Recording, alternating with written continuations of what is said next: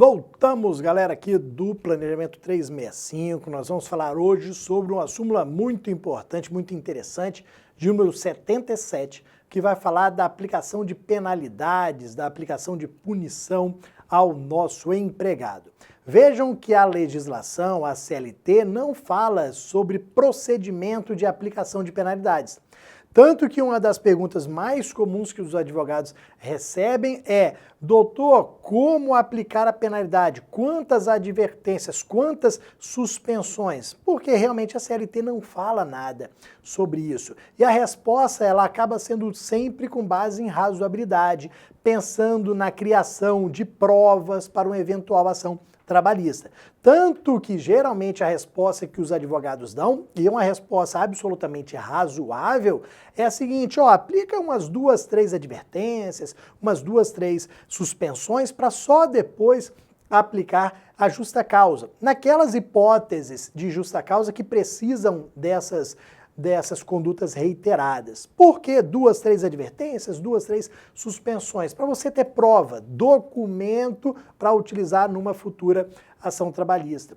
Se a ação for ajuizada para reverter a justa causa, falando que houve excesso, que não era hipótese de justa causa, você vai ter vários documentos ali para falar: não, juiz, eu tentei reverter essa situação, eu tentei corrigir o meu empregado, tanto eu não queria aplicar a justa causa, tanto que eu fui aplicando as advertências primeiro, para ver se ele mudava a conduta. Não adiantou, comecei a aplicar as suspensões, ele não mudou a conduta também, só me restava aplicar a justa causa. Então não foi desproporcional. Eu não apliquei a justa causa pela primeira vez. Não, eu fui aplicando penalidades. Só que realmente não existe nada tratando disso. E a súmula 77 vai trazer uma situação que é a seguinte: pode ser que exista este procedimento previsto em alguma outra norma, como um regulamento interno da empresa, um acordo coletivo ou uma convenção coletiva de trabalho. A CLT, a Constituição, as normas genéricas não trazem, mas pode ser que exista algum procedimento necessário preliminar à aplicação da penalidade previsto em norma interna da empresa, geralmente as empresas maiores, ou então em acordo coletivo ou convenção coletiva de trabalho.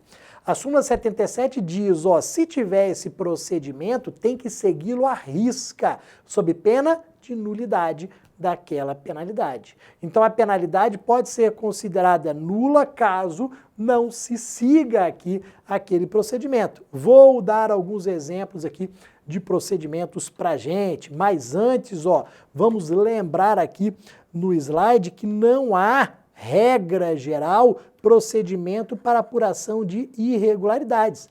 Na maioria das situações, o que nós temos aqui? Na maioria das vezes, o que ocorre é que o empregador entende que houve aquela justa causa e aplica. Então, dentro da subjetividade do empregador, ele entende que houve justa causa e aplica. Ele não verifica, não tem nenhum procedimento, não há nenhuma comissão para decidir isso, nada.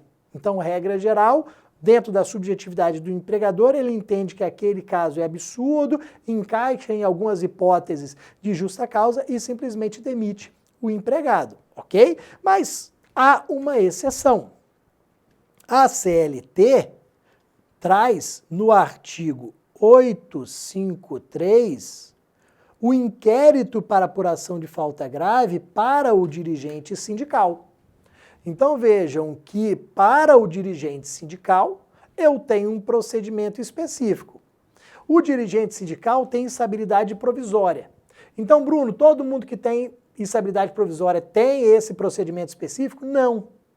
É para o dirigente sindical. Gestante tem instabilidade? Tem. Mas pode ser demitida por justa causa simplesmente assim, tchau, você está demitida por justa causa. O membro da CIPA tem instabilidade, mas também é demitido com um simples tchau. O acidentado do trabalho tem instabilidade? Simples tchau.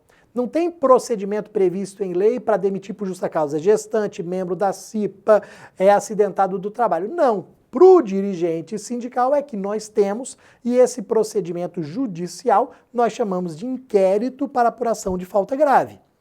Então, para eu demitir por justa causa um dirigente sindical, o artigo 853 da CLT diz o seguinte: você vai suspendê-lo, você vai aplicar uma suspensão disciplinar e em 30 dias vai ajuizar a ação de inquérito perante a vara do trabalho do local em que ele trabalha. Então, advogado, temos que ajuizar uma ação de inquérito em até 30 dias a contar da suspensão deste empregado, ok? Se não ajuizar em 30 dias, já era, é prazo decadencial. Então, houve a falta grave, suspende 30 dias a ajuização de inquérito. Prova nessa ação de inquérito que houve a falta grave para que o juiz do trabalho reconheça a mesma e rescinda o vínculo de emprego, ok? Agora, para os outros que não possuem procedimento previsto em lei, temos a súmula 77, que eu trouxe aqui, eu transcrevi o texto da súmula para nós analisarmos. Olha aqui. Nula é a punição de empregado, se não precedida de inquérito ou sindicância internos a que se obrigou a empresa por norma regulamentar. Então vai haver a nulidade da punição se ela não for precedida de inquérito ou sindicância. Inquérito ou sindicância seria o quê? De algum procedimento. De algum procedimento que se obrigou a empresa por norma regulamentar, por norma interna, e aí, como eu disse, colocaria também procedimento previsto em acordo coletivo de trabalho ou convenção coletiva de trabalho. Vai ser nulo porque essa norma serve para proteger o empregado, para verificar se realmente houve aquela conduta e se realmente aquela conduta se enquadra numa hipótese que geraria a punição. Geralmente a gente fala em justa causa, mas vejam que esse procedimento ele pode ter sido previsto exclusivamente para a demissão por justa causa ou para qualquer penalidade, para advertência, para a suspensão ou mesmo a justa causa. A gente vai ter que olhar a norma que foi criada. Se ela for genérica sobre penalidades, todas elas. Ela pode ser específica para as maiores penalidades que seriam suspensão e demissão por justa causa ou só justa causa. Perfeito? Qualquer uma dessas regras aqui, a gente tem que ver como que ela foi criada para saber a abrangência que ela possui.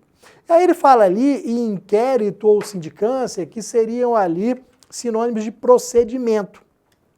O que seria aqui como exemplo de procedimento? A gente poderia ter um procedimento mais simples, com direito de resposta, que é o que não existe regra geral. Então o meu procedimento poderia ter ali um direito de resposta, um contraditório, manifestação em determinado prazo. Então imagina que a cláusula diz que antes de ser aplicada a penalidade, deve-se dar a oportunidade de manifestação, de defesa, de resposta do empregado por escrito no prazo de tantos dias. Se esse simples procedimento não for seguido, nulidade, porque violou o contraditório, você tinha que dar a oportunidade dessa defesa, dele se explicar. Talvez até o empregado tenha uma explicação e lendo aquela explicação você pensa, realmente, então é diferente do que eu estava pensando, então não vou aplicar a justa causa. Pode ser também, dentro desse procedimento, uma decisão por uma comissão. Então a justa causa ela vai ser analisada por uma comissão. Comissão formada como? Pode ser um representante dos empregados, um representante dos empregadores, 2 dos empregados, 2 dos empregadores. Comissão simples ali. A comissão é que vai recomendar ou não aquela justa causa. Pela regra, essa comissão ela pode recomendar e essa recomendação ser taxativa, ela tem que ser cumprida. Ou então recomendar, mas tendo uma liberdade do empregador para acatar ou não. Tudo vai depender da norma que foi criada. Mas vejam que esse parecer da comissão pode ser extremamente importante para o empregado numa ação de reversão.